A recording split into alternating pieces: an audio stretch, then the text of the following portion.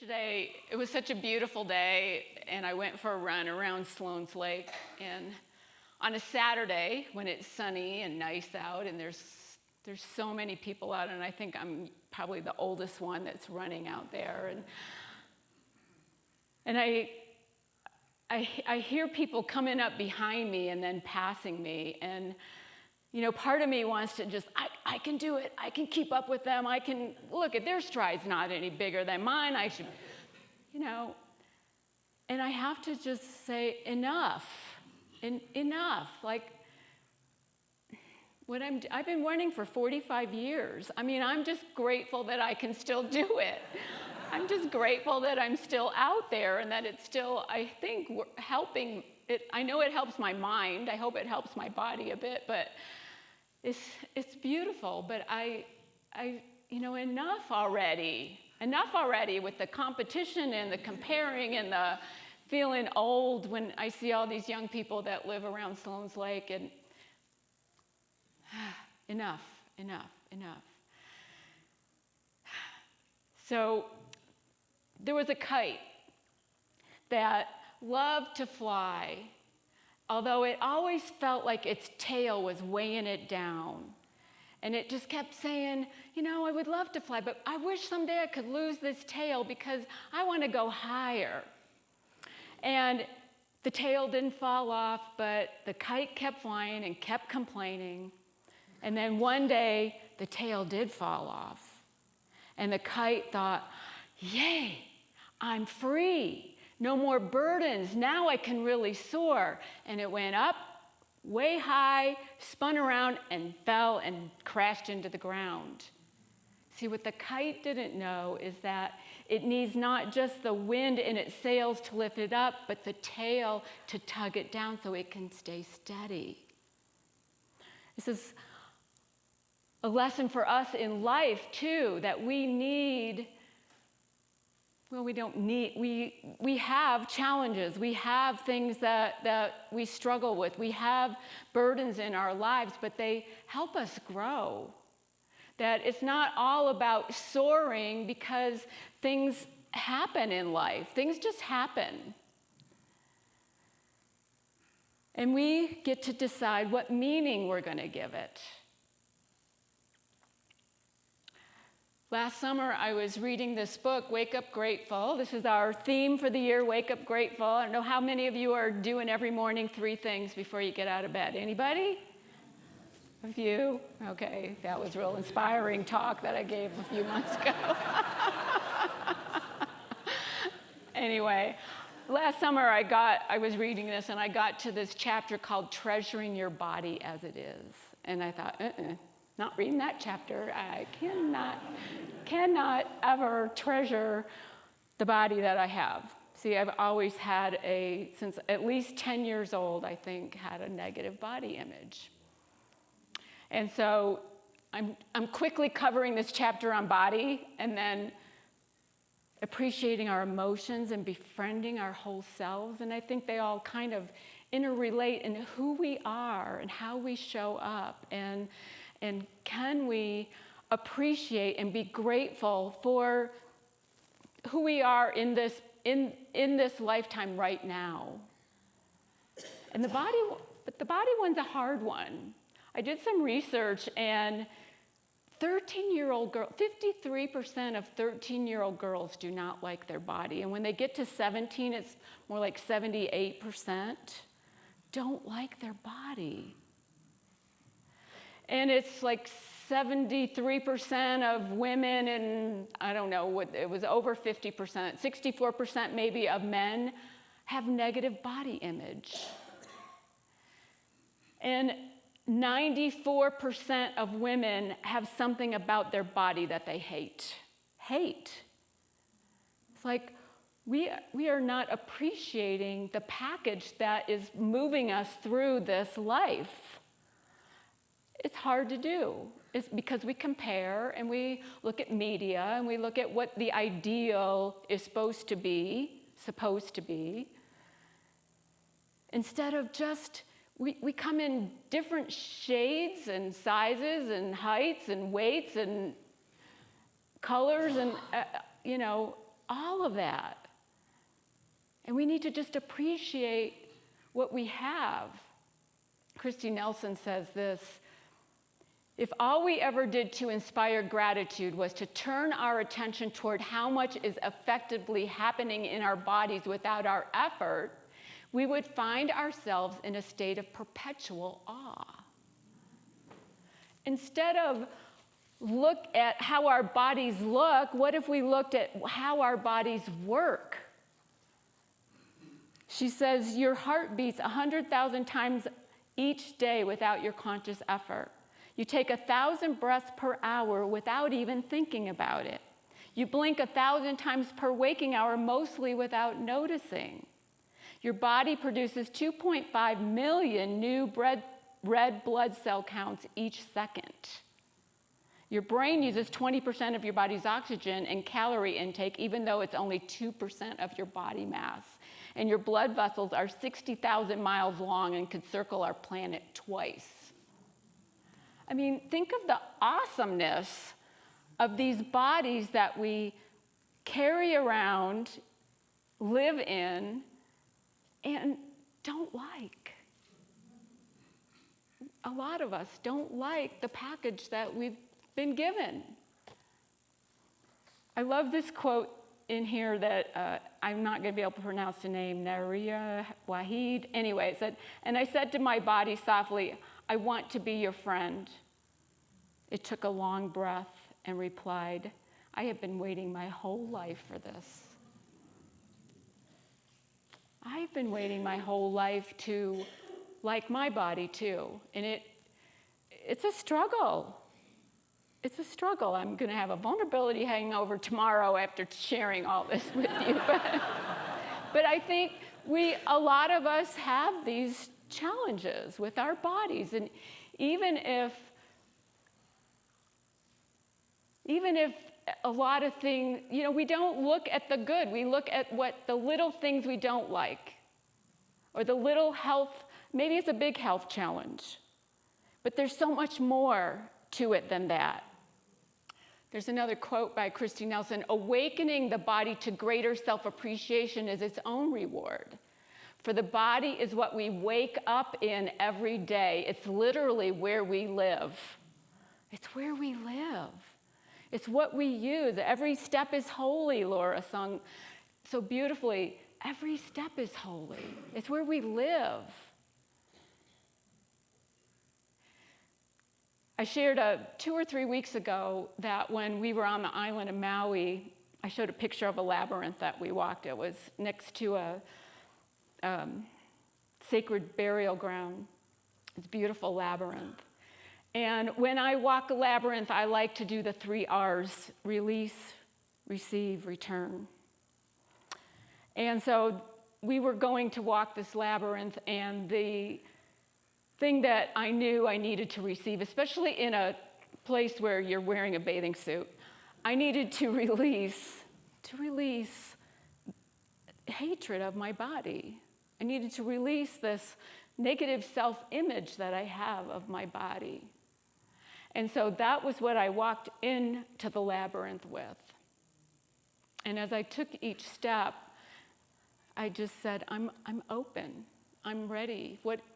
I'm open to receive whatever the message is about this. And I got stop. I'm focused on this book because it's stop. Look up. Look around you. Look where you are. You're in Hawaii. Look at the ocean. Look at the blue skies and the clouds. Look at the beach along the look at the shoreline. Hear the birds. Hear the leaves rustling in the palm trees. Look at the palm trees. You love palm trees. Look at that.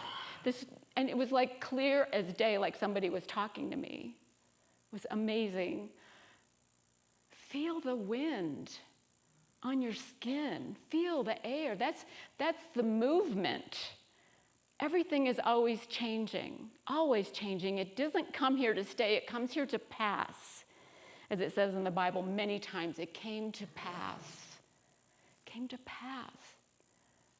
Let your feelings of your body go. Enough already. Enough already. You are exactly as I made you.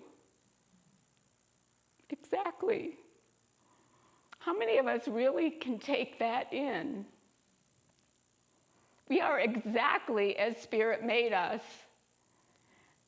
And the voice said, stop comparing and stop judging. I love you. I was crying like I'm trying not to right now, but the tears were pouring. This was a very profound experience for me out in this labyrinth. I'd never done anything like that, never actually admitted it to God, to myself even. And the emotions were really strong. And we often also want to push aside emotions, push aside our feelings, not fully feel them. I fully felt these emotions during this labyrinth walk. And then I could return. I received the message. I went inside. I went within, got to the center, and then walked back and returned. Return to life. Return to being present with what we were doing. We were vacationing. We were resting. We were having fun. And return with a new sense of that, all that stuff. Enough already with the body shaming. Enough. Like, just enjoy who you are. Just love who you are. And I say that to all of you. Just love who you are. Because life is a gift. And that's what Christy Nelson, who was 32 and found herself so sick, not knowing what she had, and finally after many months just finding out she had cancer, and not knowing what treatment and trying different things, and she didn't know if she was going to make it to her 40s. Be grateful for what you have. Be grateful for each day. Gratitude, gratefulness. Gratitude can be a transactional thing, right? We can be thankful for things that we receive, and that's good manners. But gratefulness is a way of being, a state of being. It's a consciousness. To be in a state of gratefulness just for nothing. Not because you're going to get something, but just because you're alive. Just because you're alive. There's another quote. Grateful living invites us to know that our emotions are true riches. The ability to feel deeply and respond fully to life is an unparalleled blessing. Accepting and appreciating our emotional lives is a big yes to life. It's a big yes. Appreciate all the emotions. Of course, we prefer some over others. But in our wholeness, in our humanness, we get to experience all of them. All emotions are valid.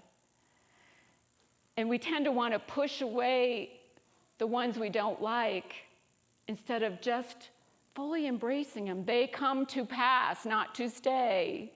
So if you're feeling an emotion that you don't like, it's not going to stay. Just love it. Just embrace it. Just accept it. And it will pass. And something else. Emotions are energy in motion. And they arise to help us move through the conditions of our life, whatever those conditions are. And they come to bring us blessings. They come to inform. They come to inspire us to take action on something. Embrace them all. Embrace them all. And we have that choice. We can or we don't have to. What we resist persists, right? And what we suppress makes us suffer.